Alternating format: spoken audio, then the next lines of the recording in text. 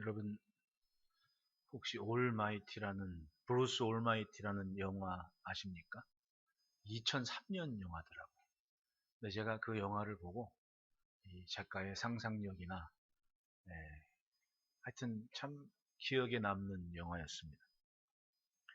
그 영화를 잠깐 소개하면 어느 날 방송 리포터를 하던 기자가 자기 동기들에 비해 승진이 항상 늦어지고, 그리고 출근길에는 항상 차가 막히고, 예, 쉽게 말하면 머피의 법칙이 자기를 피해가지 않는, 그래서 늘 투덜거리게 되고 결국에는 하나님까지 불신하게 되는 그런 주인공의 모습이 있었습니다. 기적이 필요한 사람이었죠. 그런데 어느 날 전능자가 이 브루스를 찾아옵니다.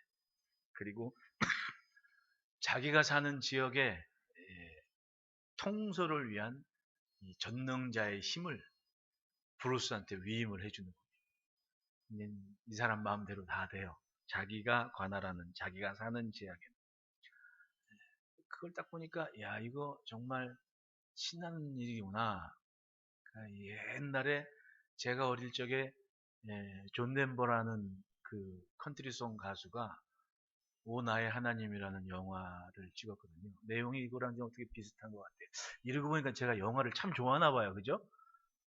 하여튼 근데 이 브루스라는 사람이 능력을 받고 난 다음에 이 자기 지역에서 진짜 전능자의 힘을 다 발휘를 합니다. 지역사회가 이제 이 사람이 자기가 이제 힘을 가지고 있으니까 기도를 다 들어주는 거예요. 기도가 오는데 이 영화상에서는 포스트잇, 노란색 포스트잇에 여기저기 기도하는 사람들의 막 소리가 들리니까 그걸 다 적어서 여기저기 붙여놓으니까 아주 그냥 방안이 포스트잇으로 도배가 되는데, 그거 기도 들어줘야지. 다 들어주다 보니까 어떤 문제가 생기냐면 세상이 난리가 나는 거예요. 이 사람 소원 들어주니까 저기가 문제가 생기고 저 사람 소원 들으니까 여기가 아주 세상이 난장판이 되는 거죠. 그러고 보면 우리 하나님은 정말 대단하신 분이에요. 어쩌면 문제없이 세상을 이렇게 이끌어 가시는지, 하여튼 그걸 이제 경험을 이 사람이 하는 겁니다. 자기 힘이 정말 굉장해가지고 신나가지고 이 사람이 쫙 열었는데, 제가 아주 빵 터진 장면이 홍해가 갈라지는 장면이었어요. 홍해가 어떻게 갈라지냐 하면 식당에 가서 토마토 수프가 딱 나왔는데 기도를 쫙 하니까 토마토 수프가 반으로 쫙 갈라지는 거예요. 이걸 홍해라고 생각하는 사람이 별로 없었더라고, 가만히 보니까. 나는 이 장면을 딱 보고 모세가 홍해를 갈랐는데 하니까 토마토 수프가 갈라진 게 딱 생각이 됐는데, 이걸 홍해하고 연관시킨 사람이 별로 없더라고. 하여튼 굉장한 기적을. 근데 세상은 난리가 나는 거죠. 그때 이 전능자 역할을 한 모건 프리먼이, 제가 참 좋아하는 배우거든요. 모건 프리먼이 이 사람을 딱 찾아옵니다. 그리고 하는 얘기가 혼자서 그러니까 쉽게 말하면 놀라운 일을 벌이는 것, 혹은 토마토 수프를 가르는 그런 게 기적이 아니라, 혼자서 새 아이를 키우는 엄마가 아이 양육을 위해서 두 가지 잡을 하면서 아이들을 데리고 공원에 가서 소풍 가는 게 기적이다. 기적이다. 그러니까 기적은 우리의 일상에 늘 있는 것들이고 우리는 그것을 해내고 있다라는 메시지를 줍니다. 여러분, 우리를 보십시오. 우리가 이 시간 예배할 때 우리는 세상과 비교할 수 없는 아주 독특한 소중한 가치를 찾았기 때문에 이 시간 우리는 지금 하나님을 예배하고 있는 거 아닙니까? 세상 모든 사람들이 그걸 해내는 것이 아닙니다. 하나님께 구별된 시간을 갖추기 위해서 우리는 소중한 가치가 무엇인지 인정했고 그것을 향해 손을 뻗었고 발걸음을 옮기면서 지금 그 일을 감당해내고 있는 겁니다. 아무나 할 수 없는 그 일을 지금 감당해내면서 우리의 매일의 일상이 조금 더 하나님의 뜻에 가까워지도록 몸부림을 치며 살고 있으니까 이 시간 우리가 지금 예배하고 있는 거 아닙니까? 이런 우리의 일상은 정말 하나님께서 당신의 눈동자처럼 아끼시면서 지키시고 도우시는 그런 시간의 연속인 겁니다. 우리는 그런 하나님의 기막힌 기적 안에서 오늘을 살고 있는 거예요. 마주보고 축복합시다. 잘 살고 있습니다. 세상은 살다 보면 힘들게 하는 일이 정말 많습니다.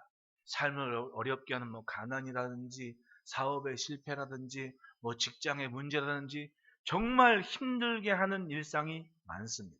근데 여러분, 어려움이 없다고 해서 사람이 행복한 것도 아니고 잘 사는 것도 아니더라고요. 결국은 자신의 생각에 더 가치 있는 것을 찾고 그것을 붙잡고 오늘 살아내고 있으면 그 사람은 행복한 사람이고 잘 살고 있는 사람인 거예요. 2022년 금년도에 유엔 산하의 한 기관에서 세계 행복한 나라 리스트를 작성을 했습니다. 보통 한 10위권 안에 든 나라들을 보면 북유럽 나라들이 10위권 안에 들었더라고요. 근데 북유럽 나라들 뭐 대단한 것 같은데 가만히 보면 세금 비싸지요, 세금 많이 내지요. 또 기후는 또 어떻습니까? 겨울은 길고 여름에는 해가 지지 않지요. 아주 악조건 속에 사는 사람들인데 행복하다 그래요. 근데 제가 놀란 사실이 뭐냐면 우리나라는 54위예요. 147개국 중에서 우리는 54위. 50위권 이내로 들어간 적이 없습니다. 우리나라는. 뭐 2018년부터 시작해서 쭉 하다 보면 뭐 한 번 50위권 했다 그러는데 내가 알기로는 50위권 밖에서 늘 맴돌고 있습니다. 근데 이스라엘이 금년도에 9위가 됐습니다. 10위권 내로 진입을 한 거예요. 난 깜짝 놀랐습니다. 아니 이스라엘 사람들이 행복하다고? 여기저기 제가 아는 이스라엘의 상황은 뭐 제가 처음 갔을 때만 해도 정말 암울했습니다. 왜냐하면 버스를 타도 이 버스가 언제 터질지를 몰라. 그러니까 버스 기사들한테는 생명수당이 높아가지고 월급이 굉장히 높은, 연봉이 높은 사람들이었습니다. 왜냐하면 언제 죽을 줄 몰라서. 그리고 실제로 제가 있는 날, 제가 있었던 때 그 벤 야후다 거리에서 식당에서 내일 모레면 혼자 딸 키워가지고 내일 모레 시집 보낼 히브리대 교수가 딸하고 같이 마지막 식사를 하는데 거기서 폭탄이 터져버린 거예요. 죽었어요. 그게 매일 뉴스에 나와요. 지금이란들 행복 보입니까? 고등학교 애들 M16 들고 방학 때가 되면 우리 체험학습 하듯이 초소에 나가서 군복 입고 근무 서야 돼요. 아침에 통학하는 애들이 M16 들고 학교를 가는 나라가 이스라엘입니다. 행복하다고요? 과연 그게 행복의 조건에 속합니까? 근데 이 사람들은 어려서부터 자기들 민족의 전통적인 신앙과 전통에 대한 교육에 심취했습니다. 어디에 흩어져 살더라도 자기 민족의 정체성 하나만큼 확실하게 교육했습니다. 지금도 매주마다 반복해서 안식일에 대해, 유월절에 대해, 하나님께 대한 자신의 삶의 규례에 대해 지키는 것을 교육받고 삽니다. 나는 그 교육이 이 사람들이 난 지금 잘 살고 있구나, 행복하구나라고 생각하게 하는 게 아닐까라는 생각을 해요.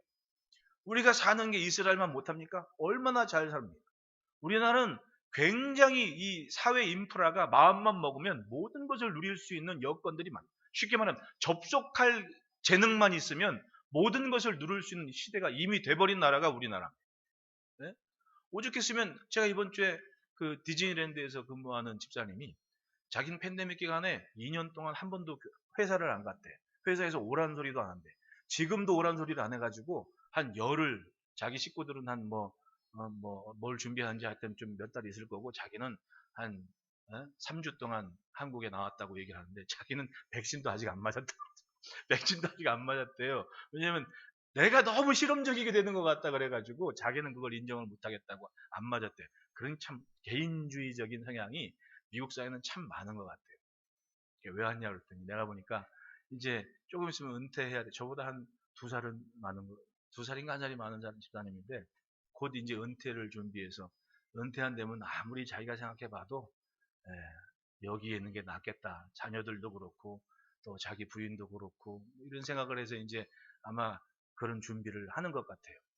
그러면 그 사람들이 그렇게 생각해서 여기를 막 찾아와가지고 다시금 돌아와가지고 살피고 있다는 이유는 우리나라가 좋은 나라예요, 안 좋은 나라예요?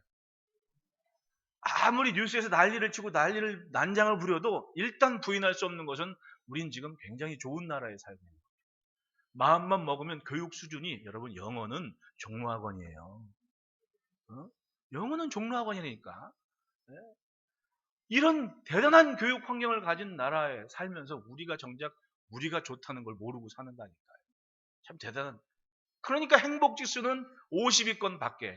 왜냐하면 더 귀한 가치가 무엇인지 아직 모르는 사람들이 많은 거예요. 신앙적인 부분도 정말 귀한 존재감을 가지고 살고 있는데 그걸 감사하지 않고 그걸 인정하지 못하니까 늘 불안한 거예요. 늘 걱정과 염려가 떠나지 않는 삶이 되는 겁니다. 육신적으로 잘 산다고 해서 절대로 행복한 게 아니라, 행복지수 나올 때 빠지지 않는 나라가 부탄이었잖아요. 거기 가면 뭐 화장실이 좋아요? 뭐가 좋아요? 좋은 거 하나 없어 보이는데 행복하다 그러잖아요. 예? 결국은 어떤 것에 가치를 두고 사느냐. 여러분, 오늘 본문에 예수님께 찾아온 두 사람이 있습니다. 한 관리, 뭐 누가복음이나 마가복음을 보면 이 사람은 회당장 야이로를 얘기하는 거예요. 그리고 한 사람은 여인인데 12해 동안 혈루증으로 앓는 여자가 예수님을 찾아온 겁니다. 이 두 사람이 사회적 지위나 신분은 달랐지만 이들의 삶에는 예수님께서 하고 싶은 말씀이 메시지가 담긴 인생이 되어서 영원토록 성경에 남는, 우리가 아는 교훈이 될 만한 인생이 됐습니다. 이 사람들은 예수님 만났을 때 찾아와 엎드려 절을 했다고 합니다. 여인은 직접 예수님을 찾아가서 겉옷가를 만졌다고 그래요. 그리고 인생이 바뀌었습니다. 새 삶을 살았습니다. 변화된 삶이었습니다. 26절 보십시오. 그 소문이 그 온 땅에 퍼지더라. 이 사람들의 이야기하는 복음이 전파되는 곳에는 항상 증거되는 이야기고, 신약을 공부하는 사람들도 이 문학적으로 샌드위치 기법이라는, 즉 야이로가 자기의 딸이 고침받는데 중간에 12해를 혈루증으로 앓는 여인의 얘기가 끼어가지고는 야이로의 믿음을 강화하는 그런 메시지로 항상 활용이 되는 교훈적인 장면이 본문 이야기입니다. 저는 성경을 보면서 그런 의구심을 가져요. 도대체 그 많은 사람들이 예수님 만나서 병을 고치고 영의 고침을 받고 삶이 그렇게 달라졌는데 그 사람이 그 다음부터 뭐라고 살았을까? 그 이후의 삶에 대한 자세히 기록하진 않아요. 그런데 그 많은 사람들을 만나주시고 병을 고쳐주시고, 여러분 마태복음 8장 9장 보십시오. 산상수훈 이후로 예수님은 온 곳을 다니면서 병을 고쳐주셨어요. 귀신도 쫓아버리고요. 한 사람 막 무덤가에서 난리치는 사람 고쳐줬더니 귀신이 떠나가는데 군대더라라고 얘기를 하죠. 대단한 영적인 변화와 영육 간의 치료함이 이루어졌습니다. 그럼 그 사람들이 도대체 뭐라고 살았을까? 여러분 궁금하지 않으십니까? 그런데 예수님 말씀을 가만히 보면 그 사람들을 그렇게 고치시면서 변화와 새 삶을 주시면서 주님께서 기대하시는 것이 있었어요. 기대하시는 것. 저는 그게 사도행전 1장 8절과 마태복음 28장 20절에 있는 말씀이라고 생각을 해요. 사도행전 1장 8절 보십시오. 오직 성령이 너희에게 임하시면 너희가 권능을 받고 예루살렘과 온 유대와 사마리아와 땅끝까지로 내 증인이 되리라. 땅에서의 사역을 다 마치시고 이제 막 하늘로 올라가시기 직전에 하신 말씀이지 않습니까? 너희가 꼭 내 증인이 되어 살아라. 예수님 만난 이야기가 누군가에게는 전하고 싶은 이야기, 누군가에게는 들려주고 싶은 이야기, 꼭 알아야만 되는 가치 있는 이야기가 된 것을 네가 증인이 되어 살았으면 좋겠다. 그렇게 살아라. 마태복음 28장 18절로 20절 말씀에 예수께서 나와 말씀하여 이르시되 하늘과 땅의 모든 권세를 내게 주셨으니 그러므로 너희는 가서 모든 민족을 제자로 삼아 아버지와 아들과 성령의 이름으로 세례를 베풀고 내가 너희에게 분부한 모든 것을 가르쳐 지키게 하라. 볼지어다 내가 세상 끝날까지 너희와 함께 있으리라. 항상 함께 있으리라. 주님과 동행하는 삶이 주님을 증거하는 증인되어 사는 삶이 되어 나타나기를 기대하는 마음으로 그 많은 이적과 기세를 베풀어 주시면서 하나님의 뜻 안에 새롭게 거듭난 인생임을 인식하게 하고 믿게 했다는 이야기입니다. 그러므로 여러분, 우리가 가장 귀한 가치를 인정하고 오늘 그 삶을 살아내고 있기에 우리가 집중할 것은 조금 더 주님의 일이 담기는 삶을 살아냅시다. 조금 더 내가 살면서 남기는 이야기들이 하나님과 가까운 이야기, 예수님과 가까이 남는 그런 이야기가 된다면 주님께서 바라보실 때도 가장 값지고 아름다운 흐뭇해 하시는 그런 모습이 되지 않을까 생각을 합니다. 힘겨운 때 이미 분명합니다. 하지만 초연하게 주님을 붙잡는 모습과 삶을 지켜내므로 원하시는 일을 이루어가는 도구들로 쓰임받는 삶이기를 축복합니다. 그러므로 첫째 따라합시다. 믿음은 삶의 방향을 옳게 한다. 우리가 예수를 믿었습니다. 가장 귀한 가치를 인정하고 그 깨지기 연약한 질그릇에 가장 귀한 보배를 담아 놓고 사는 것이 바로 우리의 삶입니다. 믿음 때문에 그렇습니다. 오늘 본문에 한 관리가 예수님께 와서 절하며 이르되라고 얘기를 해요. 내 딸이 방금 죽었사오나 오셔서 그 몸에 손을 얹어주셔서 그러면 살아나겠다. 주님이 손을 얹어달라고. 그러면 살 것 같다고. 살아날 줄 내가 인정을 한다고, 믿는다고. 12해 동안 혈류증을 한 여자가 예수님의 뒤로 와서 겉옷가를 만졌습니다. 21절 보십시오. 참 중요한 말씀이에요. 이는 자기 마음에 그 겉옷만 만져도 구원을 받겠다 합니다. 이 관리나 여인이나 생각 자체가, 마음먹음 자체가 달라졌는데 충분히 자기의 모든 것을 주님께서 책임지십니다라는 생각과 마음을 가졌다는 거예요. 말씀드렸듯이 마태복음을 기록한 마가는 산상수훈의 말씀을 기록할 때 그 첫 시작을 마음이 가난한 자는 복이 있나니 천국이 저들의 것입니다. 애통하는 자는 복이 있나니 라면서 그 메시지를 풀어가거든요. 근데 그 말씀을 풀어가는 논리를 보면요, 일찍이 어느 정도 유대 사회에서 자기들의 조상들에게 혹은 회당장들에게 말씀을 들었던 사람들에게는 익숙한 문구였습니다. 뭐냐면 이사야서에 이르기를, 선지자 이사야께서 말씀하실 때에 61장 1절에 주 여호와 영이 내게 내리셨으니 이는 여호와께서 내게 기름을 부으사 가난한 자에게 아름다운 소식을 전하게 하려 하심이라. 나를 보내사 마음이 상한 자를 고치며 포로된 자에게 자유를, 갇힌 자에게 노임을 선포하며라는 이 구절을 보십시오. 마음이 가난한 자는 복이 있는 것을 기대하며 살았을 거 아닙니까? 결정적으로 66장 2절에 나 여호와가 말하노라 내 손이 이 모든 것을 지었으므로 그들이 생겼느니라. 무릇 마음이 가난하고 심령에 통회하며 내 말을 듣고 떠는 자, 그 사람은 내가 돌보려니와 라고 얘기해요. 다시 말하면 마음이 가난한, 심령이 통회하는 눈물을 가진 사람들은 그 말씀을 들을 때 마음을 떠는, 두려움을 갖고 주를 경외하는 사람은 하나님이 책임지신다는 거예요. 그런데 갈릴리 호수에서 예수님이 오셔서 마음이 가난한 자는 복이 있나니 천국이 저들의 것입니다. 그 말을 딱 들었을 때 그 사람들의 심정은 뭡니까? 자신들의 처지와 환경을 비춰볼 때 그 오랜 시간 자기의 아버지, 할아버지를 통해 들었던 그 선지자 이사야의 예언의 말씀이 내 앞에서 지금 이루어졌고 지금 내 앞에 계신 저분은 나사렛 목수의 아들이 아니라 메시아다라는 것을 믿었기 때문에 예수님과 함께 동행했던 거예요. 그리고 가서 행하시는 모습은 예언의 말씀 그대로 온갖 병든 자를 고치시고 앉은 자가 벌떡 일어나고 못 보던 자가 보게 되고, 이건 완전히 이사야 선지자가 예언한 그 말씀이 자기들 앞에 이루어지고 있는 겁니다. 어떻게 안 믿을 수가 있겠습니까? 그렇기 때문에 방금 내 딸이 죽었지만 오셔서 손을 얹어주십시오. 그러면 내 딸이 살아날 겁니다. 낫겠습니다. 내가 12년 동안 병을 못 고치고 이렇게 억울하고 원통하고 사회에서 고립돼 살지만은 내가 저 옷자락만 만져도 내 병이 낫겠다는 마음을 가질 수가 있었던 거예요.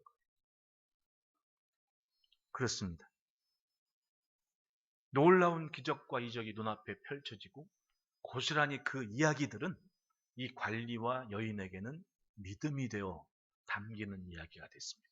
생각과 마음이 바뀌고 더 귀한 것이 내 앞에 있구나라는 것을 믿게 됐습니다. 여러분, 가만히 있으면 아무것도 변하는 것이 없습니다. 안 그래요? 뭔가 변하려면 움직임이 있어야 되고 움직인 만큼 그리고 변화를 알게 되는 거예요. 지혜와 지식이 괜히 생기겠습니까? 지혜는요, 살아본 삶이 있을 때 지혜로운 거예요. 지식이 진짜 지식이 되는 것은 그 아는 것대로 움직여 봤을 때 그게 진짜 지식인 거지, 나머지는 그냥 아무것도 아닌 거예요. 담기고 있는 것 뿐이지, 담고 있는 것 뿐이 보이는 것이 없었거든요. 제가 제 친구 중에, 그 친구의 친구죠. 중고등학교를 같이 다닌 동창생인데 딸이에요. 제 친구의 친구인데 그 친구를 한 5년 전쯤, 5년 전이 아니군요. 한 7년 전쯤에 제가 만났습니다. 40대가 중후반 넘어가서 이제 그 친구를 처음 만났는데 친구가 저한테 그런 얘기를 해요. 뭐 어려운 법적인 얘기가 있고 문제가 있고 뭐 아버지가 남겨놓은 유산이고 이런 것 때문에 이제 만나서 얘기를 하다 알게 됐는데, 우리 이 지철기 있잖아요. 호치키스? 네? 이거. 그 안에 심 들어가잖아요. 그거 만드는 회사 부회장님 딸이거든요. 딸이었거든요. 근데 이 아버지가 얼마나 딸을 금이어오게 했는지 뭐 그 어릴 적부터 제가 68년생이잖아요. 그 친구도 그러니까 똑같이 나이가 68년생인데 그 어린 시절에 뭐 발레니 뭐니 하여튼 온갖 좋은 건 다 엄마 아빠가 아주 그냥 손에 물을 안 미치는 그런 딸이었거든요. 집에 뭐 일하는 분 메이드도 항상 있었고, 근데 갑자기 아버지 돌아가시고 어머니 돌아가시고 혼자 외톨이가 되는 거예요. 40대 중반 넘어가지고 딱 만났는데 이걸 웃어야 될지 울어야 될지, 40 넘은 딸이 밥 짓는 걸 몰라. 안 믿겨지죠. 실과 시간도 안 했나? 근데 몰라. 지혜롭다고 하겠습니까? 배운 건 많아. 엄마 아빠의 후광을 입고 배운 건 많아. 근데 살아본 적은 없어. 그걸 지혜롭다고 하냐고요.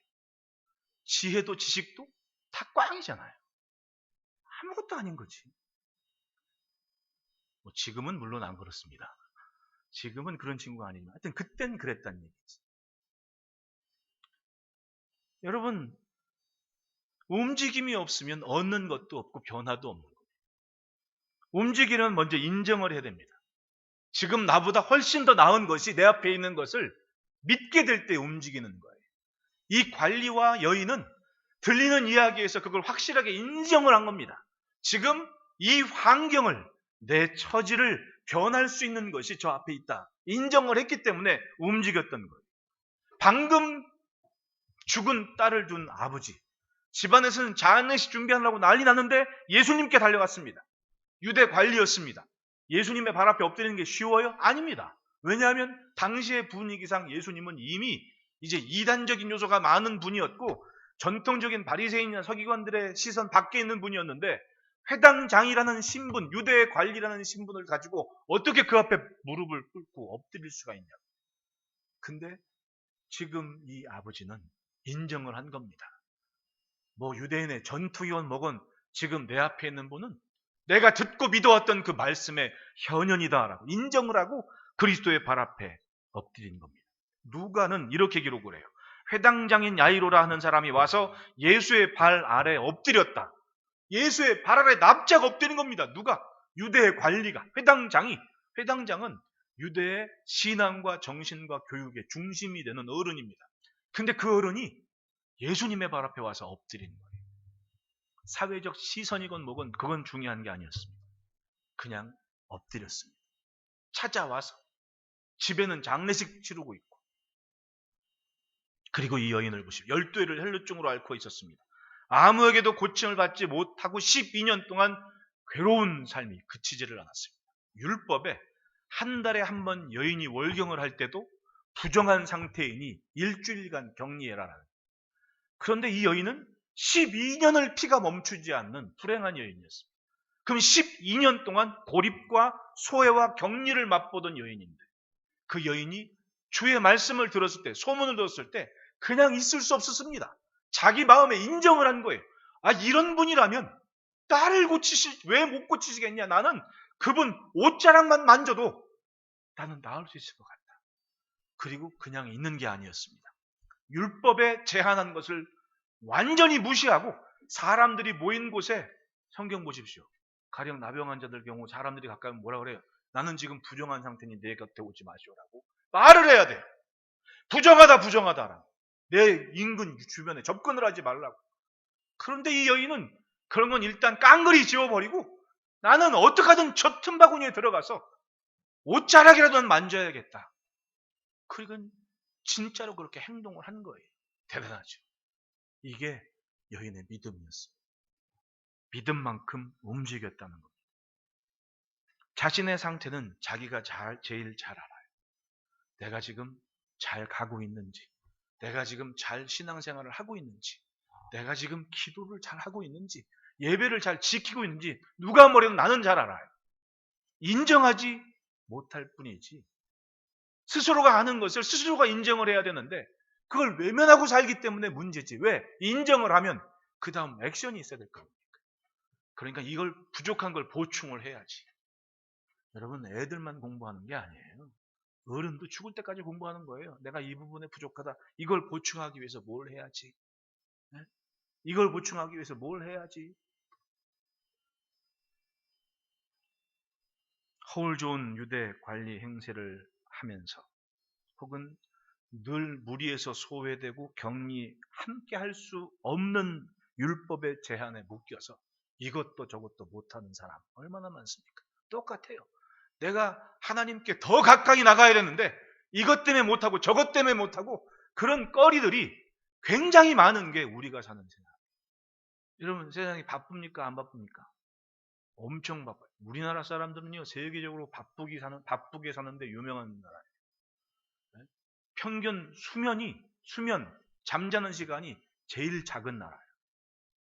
그리고 일하는 시간이 제일 많은 나라예요. 그러니까 이만큼 살아내는 거 아니겠어요? 그러니까 대단한 거예요. 살고 싶은 나라가 됐대. 어느 순간에 누군가에게는 살고 싶은 나라가 돼버렸다니까요. 누군가에게. 제가 지난주에 신문에 기사 보고 야 이걸 좋아해야 되나 말아야 되나 필리핀 한국어 배우는 사람들이 피켓 들고 시위를 했습니다. 뭐라고 써있냐면 그 큰 피켓에 샌드위치 판넬에 나 양구 가서 일하고 싶어요. 강원도 양구 가서 일하고 싶다고 나 양구 가서 일하고 싶어요. 피켓 들고 몇백 명이 집회를 했다니까요. 우리나라가 그런 나라예요. 그런 나라예요. 여러분 그 나라 안에서 우리는 그 많은 경쟁과 그 많은 촘촘함에서 살아내고 있지 않습니까? 그리고 그 어간에 주님을 만나고 주님의 각별하신 것을 믿고 자기 인생을 맡기고 여전히 더 귀한 가치를 다른 사람들과는 차원이 다른 모습에 진입한 상태로 살아내고 있지 않습니까? 대단한 거예요. 대단한 겁니다. 마주보가 한 번 더 인사합니다. 당신이 기적입니다. 믿음이 우리를 그렇게 만들고 낸 거예요. 여러분 방향이 분명해집니다. 믿으면. 그래서 그리로 향해 가는 거예요. 아는 게 전부가 아니에요. 인정을 하고 움직여야지. 내 마음에 껄끄러움이 없도록 아쉬움이 없도록 그리로 가는 겁니다. 그 걸음을 지켜냅시다. 그래서 따라합시다. 믿음이 마음의 불을 켠다. 21절에 이는 제 마음에 그 겉옷만 만져도 구원을 받겠다 함이라라고 자기가 그 예수님의 겉옷만 만지다 그 만지다에 사용한 동사가 합투마이라는 동사거든요. 합티조라는 어원을 보면 이거는 이 라이팅 불을 켜는 것 같은 촛불을 딱 켜는 것 같은 그런 뜻을 갖고 있는 거예요. 단순히 만진다는 의미가 아니라 이 여인이 마음을 먹고 예수님께 가서 손을 딱 댄 순간은 자기의 생각과 감정에 불을 켠 시간이었습니다. 어둠이 물러가고 환하게 무엇인가 새롭게 세상이 보이는 장면이 이 여인이 예수님께 손을 대는 장면이었다는 거예요.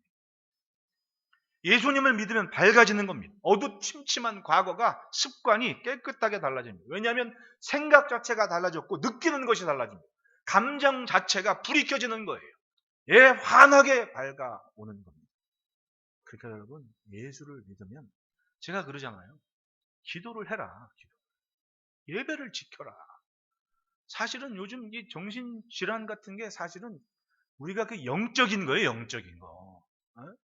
영이 건강해지면 그렇게 문제가 마치 우리가 무슨 감기할 듯이 그냥 쓱 지나간 다음에 아 그랬구나라고 하는 거지 이것 때문에 사람이 약을 먹으면요. 정신질환 때문에 특히 약을 먹으면요. 점점 피폐해집니다. 제가 의학적인 수준은 그렇게 높진 않지만 약의 그런 오용에 대한 것은요. 그냥 신문에도 많이 나오고 다 알고 있는 거 이미. 여러분 정신과 가서 약 처방받아도 뭐 우울증 약이니 뭐니 먹었어. 그럼 어떻게 돼? 몸이 어떻게 반응해? 자는 거지 뭐. 꼭 약 먹고 자야 돼요? 네? 뭐 신나게 일을 하든지 운동을 하든지 뭘 하든지 네? 아니면 밤이 맞도록 기도를 한번 해보든지 그러면 자지 말래두자. 네? 안 그러냐고. 결국은 영적인 문화인데 엄한 데 가서 잘 두들고 있는 거예요. 이 여인 보십시오. 12년간 모든 동네 의사도 안 만나봤겠냐고. 누가에 따르면요. 가산을 탕진할 만큼 고생 많이 한 여인이었습니다. 근데 한순간에 달라졌잖아요. 자기의 생각과만 불이 켜진 겁니다. 어떨 때? 마음에 내가 저분 옷가만 만져도 나을 것 같아. 그 마음가짐을 먹고 진짜 손을 딱 댔을 때 생각과 마음과 감정에 불이 확 밝아진, 불이 붙어버린 겁니다. 모든 게 선명하게 정신 차린 거예요. 인생이 바뀐 거지. 이 관리의 경우도 보십시오. 18절 말씀 보면 내 딸이 방금 죽었사오나 오셔서 그 몸에 손을 얹어주소서 그러면 살아나겠나이다. 아예 생각과 마음에 작심을 하고 예수님 만나서 발에 엎드려 절하면서 오셔서 한 번만 좀 만져주십시오. 그러면 살아날 겁니다. 그렇습니다. 믿으면 불이 붙어요. 예, 믿으면 밝아집니다. 생각과 마음이 방향성이 분명해지고 밝아지는 거예요. 여러분, 여인은 자신의 병이 낫기 위해서 나아가지만 본문의 흐름상 보십시오. 이 여인은 병의 문제가 아니었습니다. 이건 구원의 문제였던 겁니다. 21절 보면 이는 제 마음에 그 겉옷만 만져도 뭘 하겠다? 구원을 받겠다 합니다. 놀랍게도 예수님께서는 그 여인의 중심을 알고 계셨습니다. 그러니 단순히 네가 낫다가 아니었습니다. 내 믿음이 너를 구원하였다. 할렐루야. 그렇습니다. 결국은 영적인 문제였다는 겁니다. 영적인 문제. 마음에 불을 켠 여인은 실질적으로 밝아진 삶이 되어서 새로운 삶을 살게 된 겁니다. 생각한 끝에 자기의 딸이 방금 죽었지만 손만 얹어도 살아날 것을 믿는 관리는 진짜로 딸이 살아나는 것을 보았습니다. 왜냐하면 예수님께서는 그걸 잔다고 하셨거든요. 세상의 모든 의학적인 당시의 의학 수준이 사망했습니다 라고 했을지라도 이 아버지의 마음에는 아니라고. 주님 보시는 것은 다르다. 그랬더니 정말 주님은 자는 거야. 진짜 아이가 벌떡 일어난 거예요. 할렐루야. 영적인 문제였던 거예요. 그래서 따라합시다. 믿음은 새로운 세계를 산다. 22절에 따라 안심하라 내 믿음이 너를 구원하였다 하신 여자가 그 즉시 구원을 받으니라라고 얘기해요. 여인의 삶이 달라졌습니다. 23절에 예수께서 그 관리의 집에 가서 피리 부는 자들과 떠드는 무리를 보시고 이르시되 물러가라 이 소녀가 죽은 것이 아니라 잔다 하시니 그들이 비웃더라라고 얘기를 해요. 여인은 12년 동안의 괴로움을 벗어났는데 이것은 단순한 질병의 문제가 아니라 영혼의 문제인 것을 인정했고 구원을 갈망했습니다.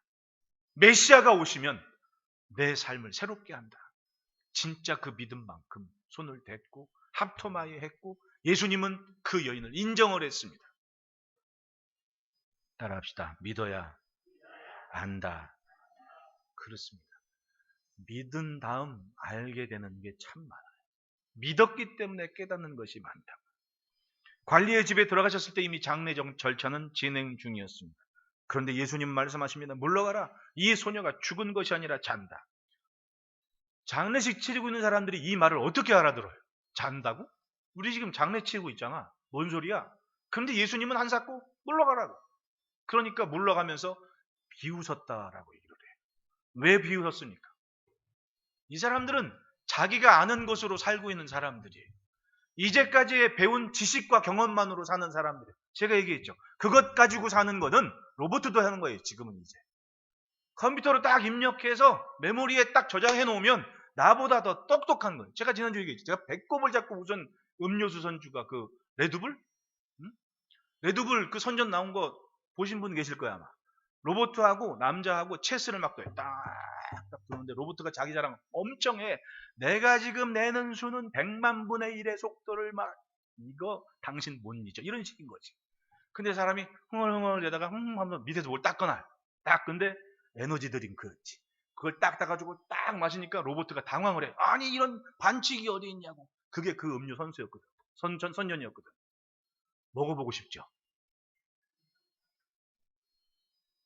여러분 이제는 이제까지의 지식과 경험은 딱 정리해서 로봇한테 딱 넣어주면 얘는 나보다 더 똑똑하고 더 일을 잘하는 그런 시대가 됐어요. 그러면 우리가 이제까지 살아온 것만으로 산다면 차이가 뭐가 있겠냐?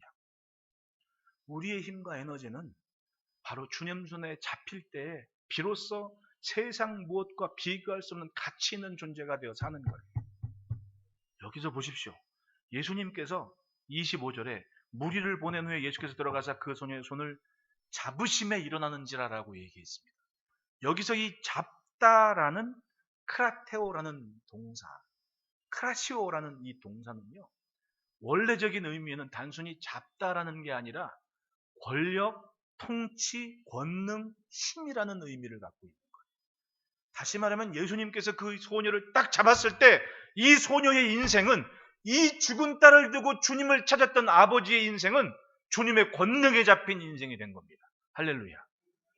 인생이 합토마이 할 때 주님이 크라테오 해주신 것이 본문의 역사였다.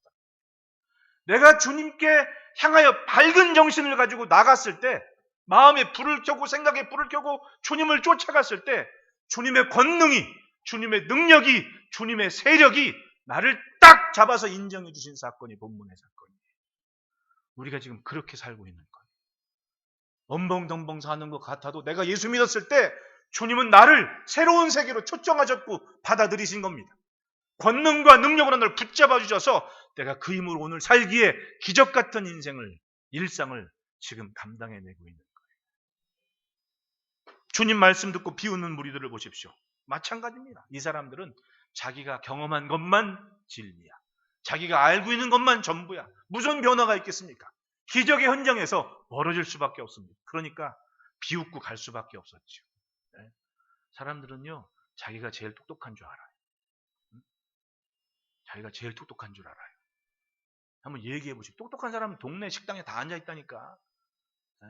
이 사람들 수준은요, 대통령이건 국회의원 다 저 발치야. 자기가 최고거든. 무슨 변화가 있습니까? 부딪힌 적이 없는데. 고린도후서 5장 17절에 그런즉 누구든지 그리스도 안에 있으면 새로운 피조물이라 이전 것은 지나갔으니 뭐라 새 것이 되었도다. 새 것이 됐다는 새로운 창조가 이미 시작됐습니다.